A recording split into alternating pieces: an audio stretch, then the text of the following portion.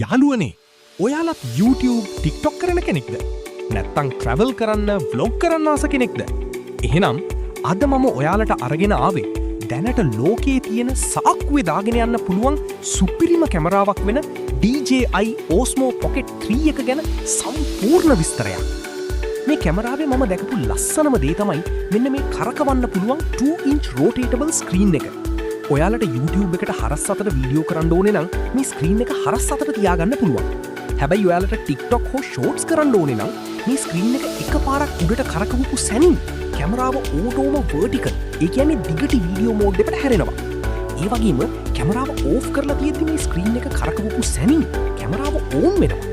Phone එකකින් video කරනවට වඩා මේකේ තියෙන වෙනස මොකක්ද? මේකේ ඇතුලේ තියෙනවා ලොකු 1-inch CMOS sensor එකක්. මේ sensor එක ලොකු නිසා රෑ කාලේදී එහෙමත් නැත්නම් ලයිට් අඩු කාමරයක් ඇතුළේ වීඩියෝ කරත් කිසිම බය නැතුව සුපිරිම ක්වලිටි එකකින් නොයිස් නැතුව වීඩියෝ රෙකෝඩ් කරගන්න පුළුවන්. ඒ වගේම 4K ක්වලිටි එකකින් 120 fps වෙනකම් සුපිරි ස්ලෝ මෝෂන් වීඩියෝත් මේකෙන් ගන්න පුළුවන්. විකුණන්න තියෙන සාමාන්‍ය ෆෝන් ගිම්බල්ස් වගේ නෙවෙයි මේ කැමරාවේ ඇතුළෙන්ම 3-axis mechanical gimbal එකක් built-in කරලා තියෙන්නේ. ඒ නිසා ඔයාලා දුව වීඩියෝ කළත් පඩි පෙලක් දිගේ උඩට යද්දි වීඩියෝ කළත් වීඩියෝ එක කිසිම ගැස්සීමක් නැතුව හරියට සිනමා ෆිල්ම් එකක් වගේ ස්මූත් විදියට රෙකෝඩ් වෙනවා. තනියම vlog කරන අයට මේකේ Active Track 6.0 තාක්ෂණය තියෙනවා. ස්ක්‍රීන් එක උඩින් ඔයාගේ මුව ඩබල් ටැප් කරලා සිලෙක්ට් කරාම ඔයා කොහේ ඇවිද්දත් කැමරාව ඔයාගේ පස්සෙන්ම බීම හැරෙනවා. හොඳ වීඩියෝ එකකට විෂුවල් එක වගේම සබ්දෙත් පැහැදිලි වෙන්න ඕනනේ.